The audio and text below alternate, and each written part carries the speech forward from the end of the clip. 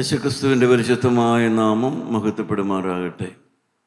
മർക്കോസിൻ്റെ സുവിശേഷം 7-ാം അധ്യായം എൻ്റെ 35-ാമത്തെ വാക്യം നമുക്ക് വായിക്കാം. മർക്കോസ് 7:35. ഉടനെ അവന്റെ ചെവി തുറന്നു, നാവിന്റെ കെട്ടും അഴിഞ്ഞിട്ട് അവൻ ശരിയായി സംസാരിച്ചു. ദൈവത്തിന് സ്തോത്രം. കർത്താവായ യേശുവിൻ്റെ അടുക്കൽ ഒരു ബാലനെ കൊണ്ടുവന്ന കാര്യമാണ് പറയുന്നത്. അവന് സംസാരിക്കാൻ കഴിവില്ല, കേൾവിയുമില്ല. കൊണ്ടുവന്ന ആ ബാലൻ്റെ അടുക്കൽ കർത്താവ് എന്ത് ചെയ്തു? അവൻ്റെ അടുക്കലേക്ക് ചെന്നിട്ട് അവൻ്റെ 2 ചെവിയിലും കൈയങ്ങിട്ടു. എന്നിട്ട് അവൻ്റെ മുഖത്ത് തുപ്പി, തുറന്നു വരിക എന്ന് പറഞ്ഞു. കർത്താവ് പറഞ്ഞു കഴിഞ്ഞപ്പോൾ സംഭവിച്ച കാര്യമാണ്. അവൻ എങ്ങനെ സംസാരിച്ചു? ശരിയായി സംസാരിച്ചു. പ്രിയപ്പെട്ടവരെ, എന്തിനാ കർത്താവ് ചെവിയിൽ വിരലിട്ടത്? ആ സംസാരിക്കാനും കേൾക്കാനും കഴിവില്ലാത്ത ഒരു കുട്ടിക്ക് ആംഗ്യ ഭാഷ മാത്രമേ മനസ്സിലാവുകയുള്ളൂ. ആംഗ്യ ഭാഷ അതാണ് കർത്താവ് കാണിച്ചത്. ചെവിയിൽ ഇങ്ങനെ വിരലിട്ട് കാണിച്ചു. ഞാൻ എൻ്റെ ചെവി തുറക്കാൻ പോവുക എന്നാണ് പറയുന്നത്. ഞാൻ നിൻ്റെ ചെവി തുറക്കാൻ പോവുക. കർത്താവിന് വിശ്വാസം കൊടുത്തു. ഞാൻ ഇവിടെയാണ് പ്രവർത്തിക്കാൻ പോണേന്ന്, ഞാൻ ഇവിടെയാണ് തൊടാൻ പോണേന്ന്.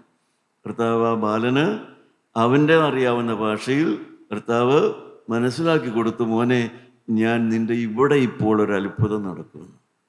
പ്രിയപ്പെട്ടവരെ, ജീവനുള്ള കർത്താവ് തൊടേണ്ടിടത്ത് തൊടുന്നവനാണ്. ഹൃദയത്തിലാണോ? രോഗമുള്ള ഭാഗത്താണോ? നാവിലാണോ? കണ്ണിലാണോ? എവിടെയാണ് തൊടേണ്ടതെന്ന് കർത്താവ് നിങ്ങൾക്ക് വ്യക്തമായി മനസ്സിലാക്കി തരും. എല്ലാവർക്കും സൗഖ്യമല്ല ആവശ്യം, എല്ലാവർക്കും ഒരു രോഗസൗഖ്യമല്ല ആവശ്യം, എല്ലാവർക്കും ഒരു പരീക്ഷാവാസമല്ല ആവശ്യം, എല്ലാവർക്കും കുറച്ച് പൈസയല്ല ആവശ്യം, എല്ലാവർക്കും ഒരു കടമാറലല്ല ആവശ്യം. മനുഷ്യരുടെ ആവശ്യം അറിഞ്ഞ്, മനുഷ്യർക്കത് എവിടെയാണ് മോളെ ഞാൻ നിനക്ക് തൊടാൻ പോകുന്നത് മനസ്സിലാക്കി കൊടുത്തുകൊണ്ട് സംസാരിക്കുന്നവനാണ്, ഇടപെടുന്നവനാണ് കർത്താവായ യേശു ക്രിസ്തു. കർത്താവായ യേശു അവൻ നന്നായി സംസാരിച്ചു. എൻ്റെ പ്രിയപ്പെട്ടവരെ, അവൻ ശരിയായി സംസാരിച്ചു എന്ന് എഴുതി വച്ചിരിക്കുന്നത് അല്ലേ? അവൻ ശരിയായി സംസാരിച്ചു. ഒന്ന് ഓർത്ത് നോക്കുക, നിങ്ങൾ ശരിയായി സംസാരിക്കുന്നവരാണോ? ഒന്ന് സംസാരിക്കാത്ത ഭേദമല്ല, ഇച്ചിരിയും കൂടെ സംസാരിക്കണമെന്ന് പറയും. അതല്ല ചോദിച്ചത്. നിങ്ങൾ ശരിയായിട്ട് സംസാരിക്കുന്നവരാണോ എന്ന് വെച്ചാൽ, സംസാരിക്കേണ്ട രീതിയിൽ സംസാരിക്കുന്നവരോട് നിങ്ങൾ ശരിയായ രീതിയിൽ സംസാരിക്കേണ്ട കാര്യങ്ങൾ ശരിയായ രീതിയിൽ സംസാരിക്കുന്നവരാണോ? ഇപ്പോൾ ഒരു പുരോഹിതൻ, ആ പുരോഹിതൻ്റെതായ രീതിയിൽ പുരോഹിതൻ എന്ന നിലയ്ക്ക് ശരിയായി സംസാരിക്കേണ്ടവനാണോ? അതോ പുരോഹിതൻ പറയേണ്ടാത്തതാണോ അവൻ പറയുന്നത്? ഇപ്പം ഞാൻ സുവിശേഷം പറയാൻ നിൽക്കുന്നു.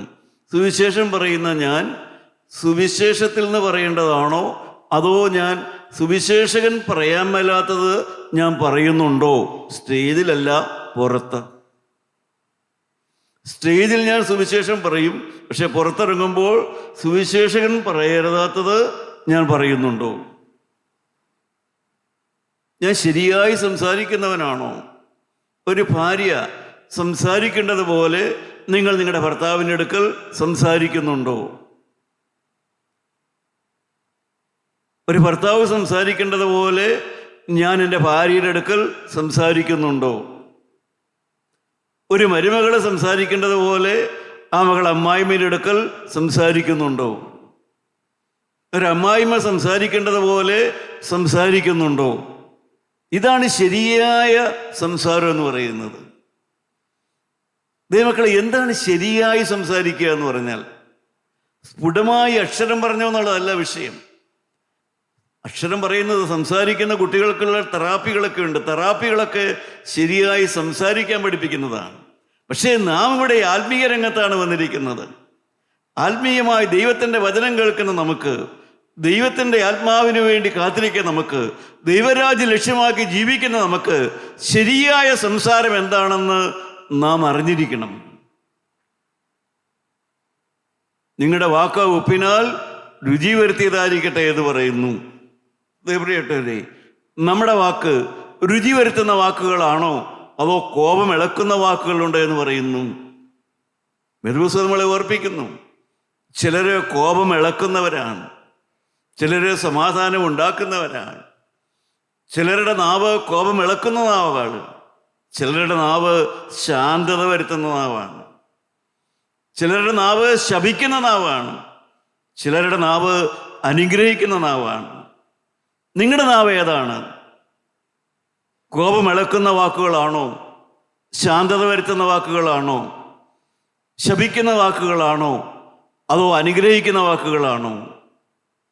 പ്രിയപ്പെട്ടവരെ, മനുഷ്യന് ദൈവത്തിൻ്റെ ആത്മാവ് ഒരു മനുഷ്യനെ ഭരിക്കുന്നുണ്ടെങ്കിൽ അവനവൻ്റെ നാവിന് നിയന്ത്രണം കിട്ടും.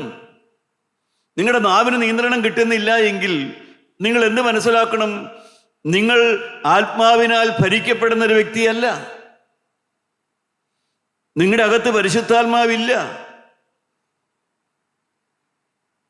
നിങ്ങൾ ക്രിസ്തുവിനെ ഹൃദയത്തിൽ സ്വീകരിച്ച് ദൈവരാജ്യം ലക്ഷ്യമാക്കി പോകുന്നൊരു വ്യക്തിയല്ല. നിങ്ങളുടെ നാവിന് നിയന്ത്രണമുണ്ടോ എന്ന് നോക്കി നിങ്ങളുടെ ആത്മീയത്തെ നിങ്ങൾക്ക് വിലയിരുത്താൻ പറ്റും.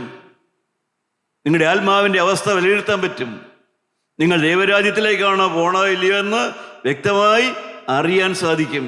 അതാണ് കർത്താവ് പറഞ്ഞത്, നാവിൻ്റെ ശാന്തത ജീവവൃക്ഷം. ദൈവത്തിന് സ്തോത്രം. ദൈവമക്കളെ, നന്നായി സംസാരിക്കുന്നത് എങ്ങനെയൊക്കെയാണ്? നമുക്ക് 18-ാം സങ്കീർത്തനം എടുക്കാം. 4, 5, 6 വാക്യം വായിച്ചു നോക്കാം. 18-ാം സങ്കീർത്തനം 4, 5, 6 വാക്യം വായിച്ചു നോക്കാം. ദാവീദ് നന്നായി സംസാരിക്കുന്നു. നമുക്കൊന്ന് കേൾക്കാം. എന്തൊക്കെയാണ് അത് മനസ്സിലാക്കാവുന്നത്? മരണപാശങ്ങൾ എന്നെ ചുറ്റി, അഗാധ പ്രവാഹങ്ങൾ എന്നെ ഭ്രമിപ്പിച്ചു, പാതാള പാശങ്ങൾ എന്നെ വളഞ്ഞു, മരണത്തിന്റെ കണികളും എന്നെ തുടർന്ന് പിടിച്ചു. എന്റെ കഷ്ടതയിൽ ഞാൻ യഹോവയെ വിളിച്ചപേക്ഷിച്ചു, എന്റെ ദൈവത്തോട് നിലവിളിച്ചു. അവൻ തന്റെ മന്ദിരത്തിൽ നിന്ന് എന്റെ അപേക്ഷ കേട്ടു. തിരുമുമ്പിൽ ഞാൻ കഴിച്ച പ്രാർത്ഥന അവന്റെ ചെവിയിൽ എത്തി. ദൈവത്തിന് സ്തോത്രം. ദാവീദ് പറയുകയാണ്, മരണപാശങ്ങൾ എന്നെ പിടിച്ചു, അഗാധ പ്രവാഹങ്ങൾ എന്നെ വളഞ്ഞു. പ്രിയപ്പെട്ടവരെ, ദാവീദിന്റെ ഏതെങ്കിലും ഒരു പ്രത്യേക സമയത്തെ കാര്യങ്ങളല്ല ദാവീദ് പറയുന്നത്. ദാവീദിന്റെ ജീവിത അനുഭവമാണ് ദാവീദ് പറയുന്നത്. ബാല്യം മുതലേ അവഗണന, വീട്ടുകാരുടെ മുമ്പിൽ അവഗണന, കുറച്ചുകൂടെ പ്രായമായി വന്നപ്പോൾ, ജോലി സ്ഥലത്ത് വന്നപ്പോൾ സഹോദരനിടയിൽ അവഗണന, പിന്നെയും വന്നപ്പോൾ രാജാവിൻ്റെ ഭൃത്യനായിരുന്നു, രാജാവിൻ്റെ ആ കൊട്ടാരത്തിലെ ഭൃത്യനായിരുന്നു, അവിടെയും അപകടം പതിയിരിക്കുന്നു. അവിടെയും പ്രിയപ്പെട്ടവരെ ധാരാളം ഇടിച്ചു താഴ്ത്തലും വഞ്ചനയും എല്ലാം സംഭവിക്കുന്നു. ദാവീദ് പറയുകയാണ്, അഗാധ പ്രവാഹങ്ങൾ പോലെ മരണപാശങ്ങൾ എന്നെ പിടിച്ചിരുന്നു. മരണം മരണം മരണം മരണം അതിങ്ങനെ എൻ്റെ ജീവിതത്തിൽ ഇങ്ങനെ ഓരോരോ പടിപടിയായിട്ട് മരണത്തിൻ്റെതായ സാഹചര്യങ്ങൾ ഇങ്ങനെ വന്നുകൊണ്ടിരുന്നു. അവഗണന ഇങ്ങനെ വന്നുകൊണ്ടിരുന്നു, ഇടിച്ചു താഴ്ത്തൽ വന്നുകൊണ്ടിരുന്നു. മാത്രമല്ല, ഇതിനേക്കാൾ ഉപരി പാപപാശങ്ങൾ, പാപം ചെയ്യാനുള്ളതായ ആഗ്രഹവും ഹൃദയത്തിൽ ഇങ്ങനെ കയറി ഒഴുകി വന്നുകൊണ്ടേയിരുന്നു. ഒന്നിനും നിയന്ത്രണമില്ല. മരണഭയം, രോഗം, അപകടത്തിനെ കുറിച്ചുള്ളതായ ഭയം, പാപത്തിനോ നിയന്ത്രണമില്ലാതെ പാപചിന്തകളും ഹൃദയത്തിലേക്ക് വന്നുകൊണ്ടിരുന്നു. ദാവീദ് എന്ത് ചെയ്തു? ഞാൻ എൻ്റെ കഷ്ടതയിൽ യഹോവയോട് നിലവിളിച്ചു. അതാണ് ശരിയായ ഭാഷ.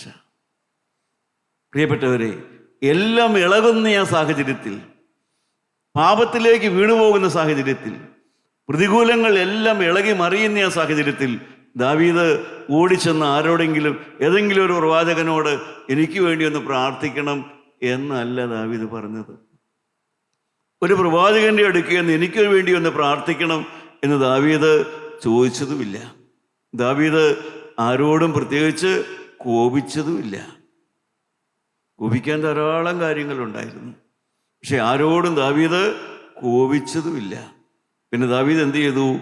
ഞാൻ എൻ്റെ കഷ്ടതയിൽ യഹോവയോട് നിലവിളിച്ചു. അതാണ് ശരിയായ ഭാഷ. പ്രിയപ്പെട്ടവരെ, മനുഷ്യരോട് കോപിച്ചാൽ തീരുന്നതല്ല. ഇളകുന്ന സാഹചര്യത്തിൽ, പാപത്തിൽ പോലും വീണുപോയ സാഹചര്യത്തിൽ, നാഥാൻ പ്രവാചകനെ ഒന്ന് എനിക്ക് വേണ്ടി പ്രാർത്ഥിക്കാവോ അതുപോലും ചോദിച്ചില്ല.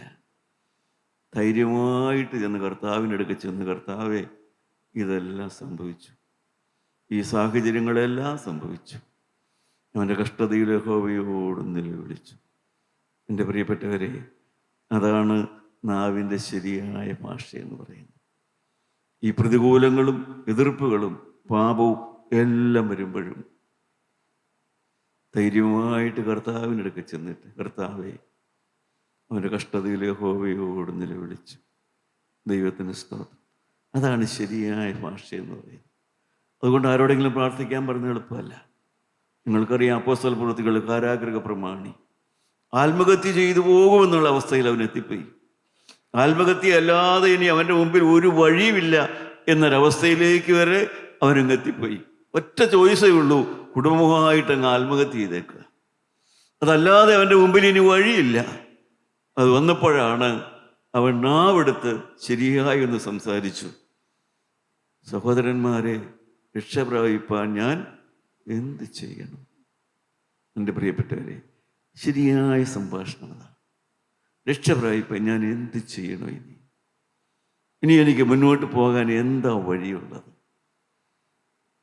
പൗലോസ് പറഞ്ഞു കൊടുത്തു, കർത്താവായ യേശുവിൽ വിശ്വസിക്കുക, എന്നാൽ നീ നിന്റെ കുടുംബവും രക്ഷ പ്രാപിക്കും. എൻ്റെ പ്രിയപ്പെട്ടവരെ, എല്ലാം ഇളകുമ്പോഴും ദാവീദിനെ പോലെ തന്നെത്താൻ ദൈവസന്നിധിയിൽ ഇരുന്നുകൊണ്ട്, കർത്താവേ എല്ലാം സംഭവിച്ചു, എല്ലാം വന്നു, ഓടി നടക്കാതെ കർത്താവിൻ്റെ സന്നിധിയിൽ ഇരിക്കുക. ശരിയായ സംഭാഷണം എന്ന് പറയുന്നത് അല്ല കാരാഗൃഹ പ്രമാണിയെ പോലെ അറിയാൻ മേലെങ്കിൽ ആത്മഹത്യ ചെയ്യുകയല്ല. ഇനി എനിക്ക് വഴി ചോദിക്കുക. ദൈവത്തിന് സ്തോത്രം, ഞാൻ എന്ത് ചെയ്യണം?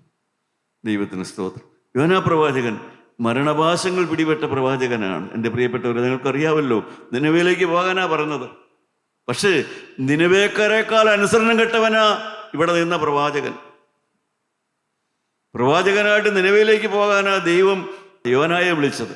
പക്ഷേ പ്രസംഗം കേൾക്കുന്നവനേക്കാൾ അനുസരണം കെട്ടവനായിരുന്നു പ്രസംഗിക്കുന്നവൻ. ദൈവത്തിന് സ്തോത്രം. അതാണ് ആത്മീയ രംഗമെന്ന് ഞാൻ പറഞ്ഞത്. പ്രസംഗം കേൾക്കുന്നവനേക്കാൾ അനുസരണം കെട്ടവനാ പ്രസംഗിക്കാൻ പോയത്. ദൈവത്തിന് സ്തോത്രം. അവൻ എവിടെ എത്തി? അവൻ അറ്റ്ലാന്റിക് സമുദ്രത്തിലെത്തി. എൻ്റെ പ്രിയപ്പെട്ടവരെ, അവൻ അവിടെ കിടന്ന് അയ്യം വിളിച്ചു. അതിൻ്റെ 7-ാമത്തെ വാക്യം, യോനാ പ്രവാചകന്റെ പുസ്തകം 2-ാം അധ്യായത്തിന്റെ 7-ാമത്തെ വാക്യത്തിൽ നിങ്ങൾക്കൊരു വാക്യം വായിക്കാനായിട്ട് സാധിക്കും. അവൻ ശരിയായി സംഭാഷിച്ചു. എന്റെ പ്രാണൻ എന്റെ ഉള്ളിൽ ക്ഷീണിച്ചു പോയപ്പോൾ ഞാൻ യഹോവയെ ഓർത്തു. എൻ്റെ ഹൃദയം എൻ്റെ ഉള്ളിൽ ക്ഷീണിച്ചുപോയി. അപ്പോൾ ഞാൻ നാവെടുത്ത് പ്രാർത്ഥിച്ചു. എന്താ ഒരിക്കലും പ്രാർത്ഥിച്ചത്? പ്രാർത്ഥന എന്താണെന്ന് അവിടെ എഴുതിയിട്ടില്ല. പക്ഷേ നമുക്ക് മനസ്സിലാവും, കർത്താവേ ഇനിമേൽ അങ്ങനെ ചെയ്യില്ല. അനുസരണം കെട്ടവരുടെ അടുക്കലേക്ക് പോകാനാ എന്നെ വിളിച്ചത്. പക്ഷേ അതിനേക്കാൾ കൂടുതൽ ഞാൻ അനുസരണം കെട്ടവനാ. ഇനിമേൽ എൻ്റെ ജീവിതത്തിൽ അങ്ങനെ സംഭവിക്കില്ല. പ്രിയപ്പെട്ടവരെ, മക്കളെ ശാസിക്കുന്ന മാതാപിതാക്കന്മാർ പലപ്പോഴും മക്കളെക്കാൾ ചീത്തയാ, അനുസരണം കെട്ടവരാ, യോഗ്യതയില്ലാത്തവരാ. ദൈവത്തിന് സ്തോത്രം. മരുമകളുടെ കുറ്റം പറയുന്ന അമ്മായിമ്മ മരുമകളെക്കാൾ ചിലപ്പോൾ വഷളായിരിക്കും. അതാ ഞാൻ പറയുന്നത്, തിരിച്ചറിഞ്ഞിട്ട് ദൈവസന്നിധിയിൽ ചൊവ്വായി സംസാരിച്ചു. എന്താ ചൊവ്വായി സംസാരം? ഇനിമേൽ അങ്ങനെ സംഭവിക്കില്ല. 3 കാര്യങ്ങൾ ഞാൻ പറഞ്ഞു. നിങ്ങൾക്ക് ശരിയായി സംസാരിക്കാൻ ആഗ്രഹമുണ്ടോ? ഉണ്ടെങ്കിൽ 3 കാര്യം ദൈവത്തോട് പറയാം. ദാവീദിനെ പോലെ തന്നെ, കർത്താവേ എല്ലാം സംഭവിച്ചു, എല്ലാം എതിർപ്പായിരുന്നു, ഇളകിപ്പോയി, മരണപാശങ്ങൾ എന്നെ ഇളക്കി, പാതാള വേദനകൾ എന്നെ പിടിച്ചു, ജീവിതത്തിൽ വേദന തീരുന്നില്ല, വേദനയ്ക്ക് അവസാനം വരുന്നില്ല, വേദനിപ്പിക്കുന്നവർക്ക് മാറിപ്പോകുന്നില്ല, വേദനയ്ക്ക് അവസാനമില്ല, വേദനിപ്പിക്കുന്നവർ മാറിപ്പോകുന്നില്ല. അവർ മാറിപ്പോയാലും അകത്തു നിന്ന് പാപം ചെയ്ത് ഞാൻ തന്നെ എനിക്ക് വേദന ഉണ്ടാക്കുന്ന അവസ്ഥയിലാണ് ഞാൻ താണുകൊണ്ടിരിക്കുന്നത്. അപ്പോൾ ദാവീദ് എന്ത് ചെയ്തു? ഞാൻ എൻ്റെ കഷ്ടതയിൽ യഹോവയോട് നിലവിളിച്ചു. ദൈവമേ, എനിക്ക് പോലും നിയന്ത്രണമില്ല, എൻ്റെ നേരെ വരുന്ന ആപത്തുകളെ സഹിപ്പാൻ എനിക്ക് നിയന്ത്രണമില്ല. അവഗണന നേരിടാൻ എനിക്ക് കഴിവില്ല. എൻ്റെ അകത്തു നിന്നും പാപം പുറത്തേക്ക് വരുന്നു. കർത്താവേ, എൻ്റെ പ്രാർത്ഥന. പ്രിയപ്പെട്ടവരെ, അതാണ് ശരിയായ പ്രാർത്ഥന. ശരിയായ പ്രാർത്ഥന. യോന പ്രാർത്ഥിച്ചു, കർത്താവേ, തെറ്റുപറ്റിപ്പോയി, ഇനിമേൽ പാപം ചെയ്യില്ല. ദൈവത്തിന് സ്തോത്രം.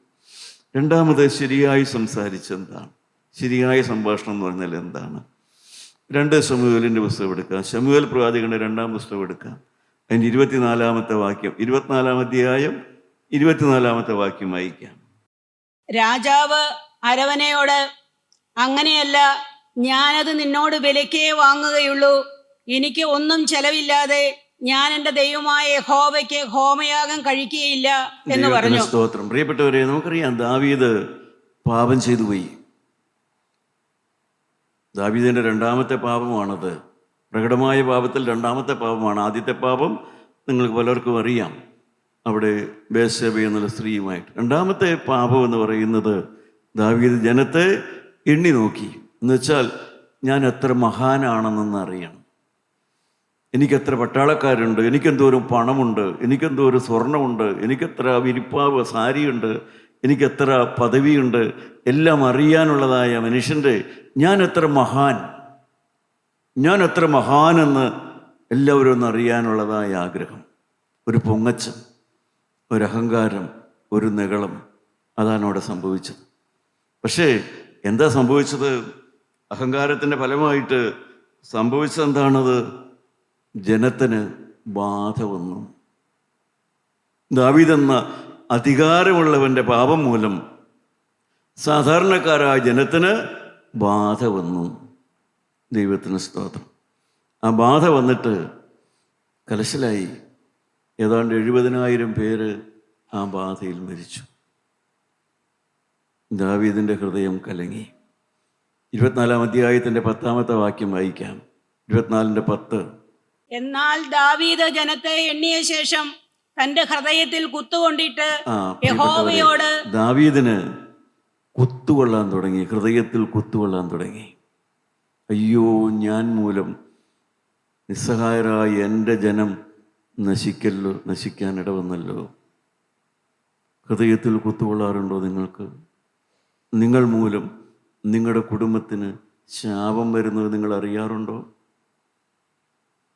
നിങ്ങളുടെ സംസാരം മൂലം നിങ്ങളുടെ കുടുംബത്തിന് തലമുറയ്ക്ക് ശാപം വരുന്നത് നിങ്ങൾ അറിയാറുണ്ടോ? നിങ്ങളുടെ മനസ്സും മനോഭാവവും മൂലം നിങ്ങളുടെ പ്രിയപ്പെട്ടവരെ നാം നിൽക്കുന്ന ഈ രംഗത്തിന് ശാപം വരുന്നത് നമ്മൾ അറിയാറുണ്ടോ? ദാവീദ് അറിഞ്ഞില്ലല്ലോ. കർത്താവേ, ഞാൻ മൂലം ജനത്തിന് ഈ നഷ്ടം വന്നല്ലോ, ഞാൻ മൂലം എൻ്റെ കുടുംബത്തിന് ഈ ദോഷം വന്നല്ലോ. പ്രിയപ്പെട്ട സഹോദരിമാരെ, ചിന്തിക്കുക. ഞാൻ മൂലം എൻ്റെ കുടുംബത്തിന് ഈ ശാപം വന്നല്ലോ, എൻ്റെ തലമുറയ്ക്കിത് വന്നല്ലോ. ദാവീദ് പറഞ്ഞു, ദൈവമേ, ഏത് കാരണവശാലും തെറ്റുപറ്റിയാലും, അതിൻ്റെ 17-ാമത്തെ വാക്യത്തിൽ ദാവീദ് പറയും, ഞാൻ നിൻ്റെ കയ്യിലേക്ക് വീഴാം, നിൻ്റെ കയ്യിലേക്ക് ഞാൻ വീഴുന്നു. 17-ാമത്തെ വാക്യം. ജനത്തെ ബാധിക്കുന്ന ദൂതനെ ദാവീദ് കണ്ടിട്ട് യഹോവയോട്, ഞാനല്ലോ പാപം ചെയ്തത്, ഞാനല്ലോ കുറ്റം ചെയ്തത്. എൻ്റെ പ്രിയപ്പെട്ടവരെ, ദാവീദ് ദൈവത്തിൻ്റെ കയ്യിലേക്ക് വീണു. ദൈവമക്കളെ, അതാണ് ശരിയായ സംസാരം. ഒന്ന്, ഞാനാണ് കുറ്റക്കാരൻ. രണ്ടാമത് ഇവിടെ കാണുന്നു, എനിക്ക് തെറ്റ് സംഭവിച്ചു, എനിക്ക് എല്ലാ ദോഷവും സംഭവിച്ചു, എല്ലാം ഞാൻ മൂലമാണ് വന്നത്. എങ്കിലും ദൈവത്തിൻ്റെ കയ്യിലേക്ക് വീഴാവൂ, ദൈവത്തിൻ്റെ കയ്യിലേക്ക് ഏൽപ്പിച്ചു കൊടുക്കാവൂ. കർത്താവെ, എല്ലാം സംഭവിച്ചാലും എടുത്തിയാടി ഒരു അനീതിയിലേക്കോ ഒരു അന്യായത്തിലേക്കോ ഒരു വേണ്ടാദിനത്തിലേക്കോ പോകരുത്.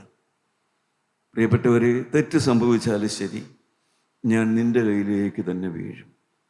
എൻ്റെ പ്രിയപ്പെട്ടവരെ, നിങ്ങൾ ഒരു നിമിഷം നിങ്ങളുടെ ഹൃദയത്തെ തന്നെ ഒരുക്കിക്കൊണ്ട് ദൈവത്തോട് പറയണം, കർത്താവേ, എന്ത് സംഭവിച്ചാലും, എനിക്ക് തെറ്റ് പറ്റിപ്പോയാലും, എനിക്ക് ഏതെല്ലാം ഞാൻ മൂലം എന്തെല്ലാം ദോഷം വന്നു പോയാലും ശരി, ആർക്കെല്ലാം ഞാൻ മൂലം ദോഷം വന്നിട്ടുണ്ടെങ്കിലും ശരി, ഞാനതിന് പരിഹാരം കണ്ടുപിടിക്കുന്നത് ഞാൻ ദൈവത്തിൻ്റെ കയ്യിലേക്ക് വീഴുകയാണ്.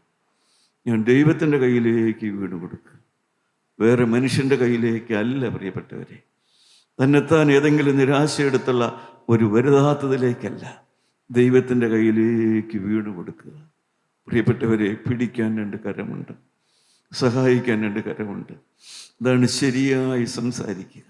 അവിടെ നിന്നാണ് ദാവീദ് പോയിട്ട് ഒർന്നാനോട് പറയുന്ന അവിടെ കട. ദൈവമക്കളെ സ്തോത്രം. ഹൃദയം പൊടിഞ്ഞ് ദാവീദ് പറയുകയാണ്, ഞാൻ ചെലവ് ചെയ്തിട്ട് ഇനി മുന്നോട്ട് പോവുകയുള്ളൂ. എന്ന് വെച്ചാൽ വ്യക്തമായ ഉറപ്പില്ലാതെ ഞാൻ മുമ്പോട്ട് പോകില്ല. എൻ്റെ ഹൃദയത്തിൽ ഇനിമേൽ ഇങ്ങനെയുള്ള ഒരു തിന്മയും വരാതെ ഞാൻ മുന്നോട്ട് പോകുകയില്ല.